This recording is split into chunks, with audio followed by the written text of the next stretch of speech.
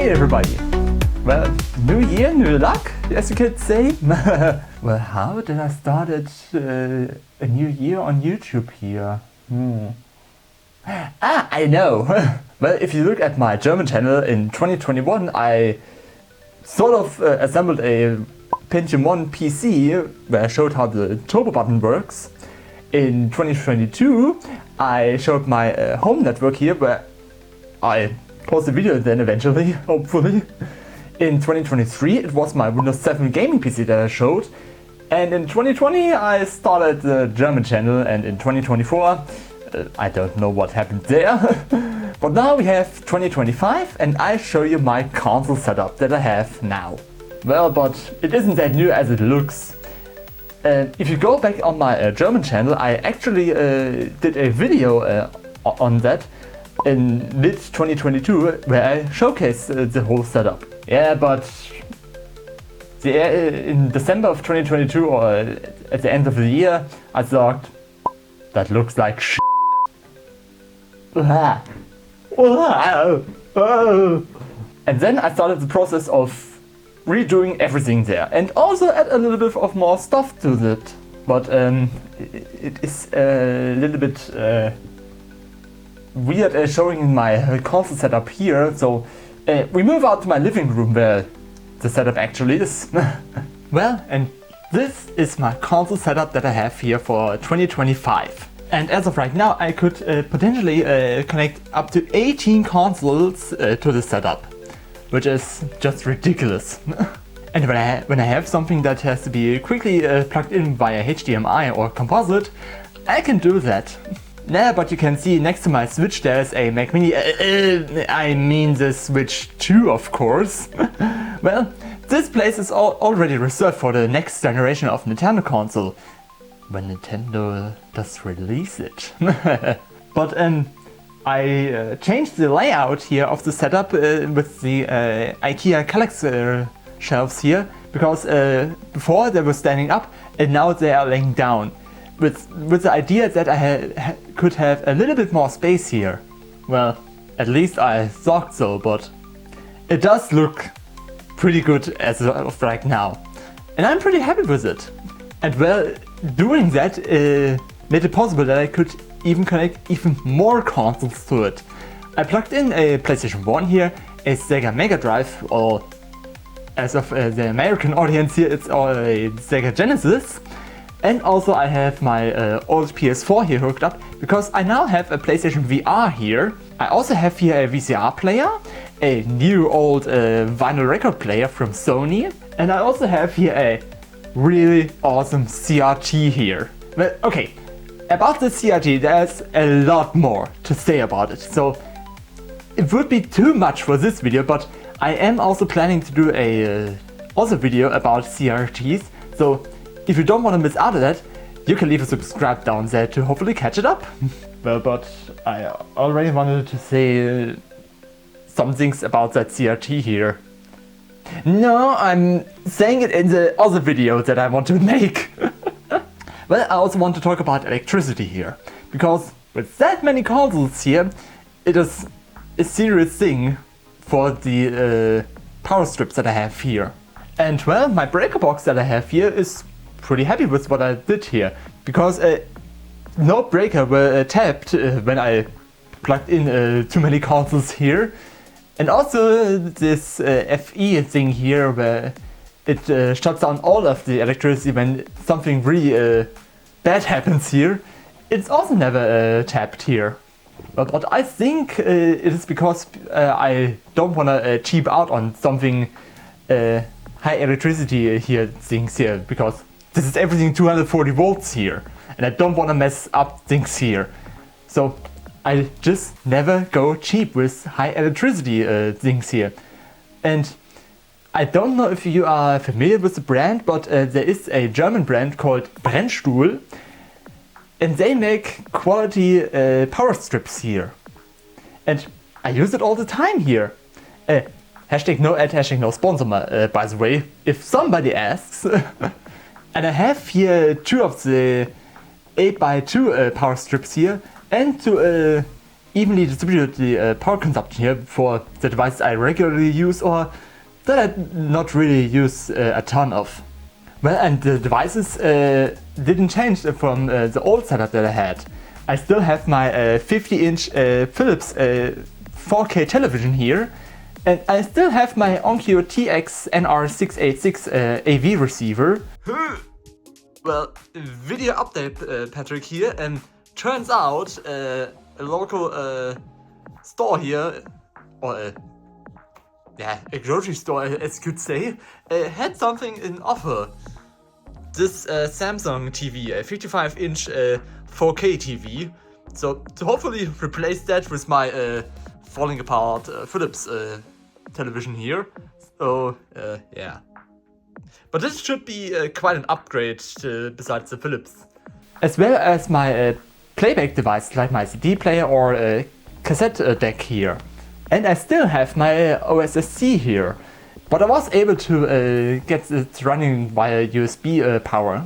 Yes, I plugged in a USB hub to my power strip here because I have the OSSC here, a SCART switch, a HDMI splitter, and also a HDMI switch here. Yes, because now I'm showing you the new devices I added to this setup here. And the highlight from that setup is the new SCART switch that I have here. It is a 10-way in, a 2 SCART output switch, which is just awesome.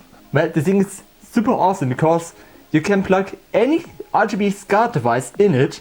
You have a dual RGB SCART output, and you tuck it away in the setup, plug it in via micro USB, and forget about it. It just works. And even with the 2 SCART output here, it made it possible that I could plug it into the CRT that I have here, and also to plug it into the OSSC that it can upscale it to my 4K television here. And in some games it makes a notable difference here. But to anybody that asks where I bought this switch from, please don't listen here, because I bought this switch on AliExpress here. Yeah, AliExpress. Yeah, no shit, I did bought it on AliExpress from a seller that goes by the name Otaku Game Store, and it cost me 95 euros to get it. But I think that the Otaku Game Store is a Japanese store that is using AliExpress as a distributor to sell these switches.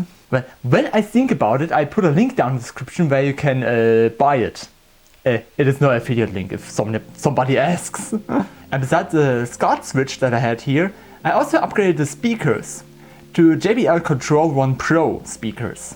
Well, before I did that new setup here, I did actually have some Yamaha speakers here, the NXE 800 I had here, but they were a bit too big for the setup here. And be honest, those JBL speakers, they fit perfectly to the setup. And also the color scheme also fit to it. And from the sound quality, the JBL speakers here, they are also comparable to the Yamaha speakers that I had here.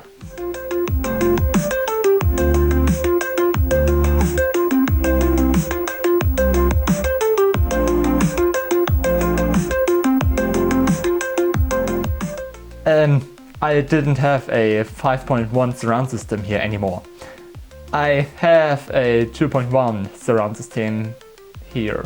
And yes, if somebody comes in the comments that I abandoned a 5.1 surround system, that I'm an idiot, okay, maybe I deserve the hate. But I still have my fat subwoofer here. And this thing is awesome.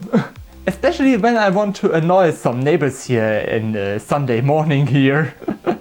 Or when other neighbors here play music too loud to also go aside that music here with that subwoofer here. Well, but all the neighbors that I had here in my apartment here, they were amazed at how many consoles that I had here. And well, consoles. I have all consoles either hooked up via HDMI or RGB SCART.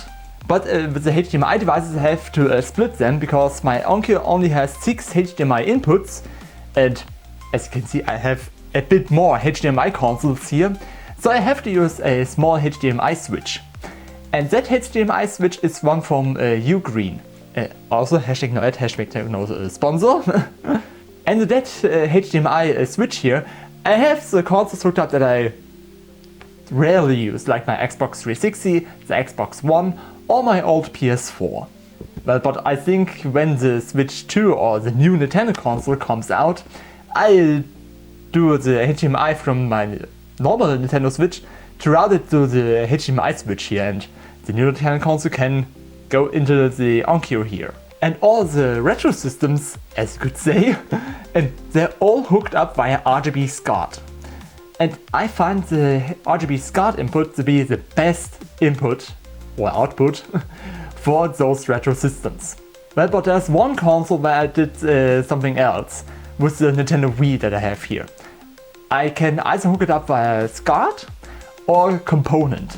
Well, but I could also go ahead and put my PS2 or original Xbox to also connect it via component, but nah, I stick with RGB SCART here.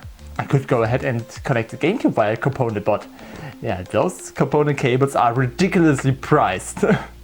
Well, but going back to the Nintendo Wii, I have the RGB SCART and component cables behind it to switch between them, because those are the little extras that I have here to also get the 480p output from the Nintendo Wii. And well, those are the little extras that I have here for the setup here.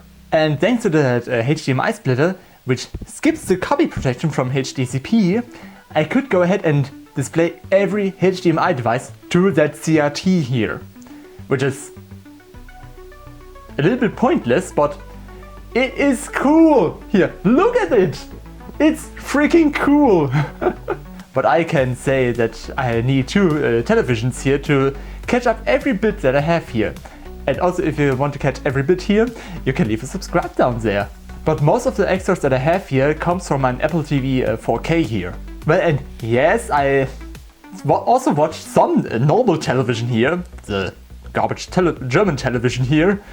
And most of the time I watch YouTube, a little bit of Disney Plus, and also Apple Music I listen to. Well, but it amazes me that Apple made it possible to put really awesome things inside this little box that they give me really that extras in my setup here. It makes it easy for me to display every screen from my Apple devices, to display that on the television. And also all of my photos that I have on iCloud, they're also synced up with it. And also I could go ahead and connect my phone to the Apple TV to also stream music on it. Yeah, and streaming that music to the Apple TV is pretty nice when you have the Nintendo Music app here running.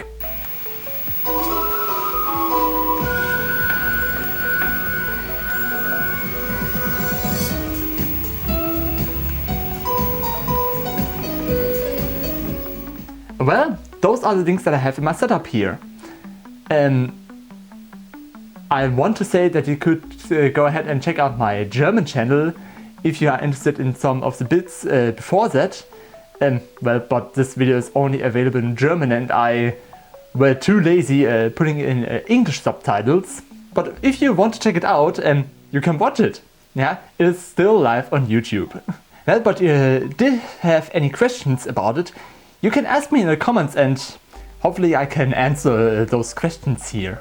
Well, and I hope I didn't forget about anything here, and if I did forget about something, I could go ahead and make a short video about it. But that was for me, and we see us in the next video.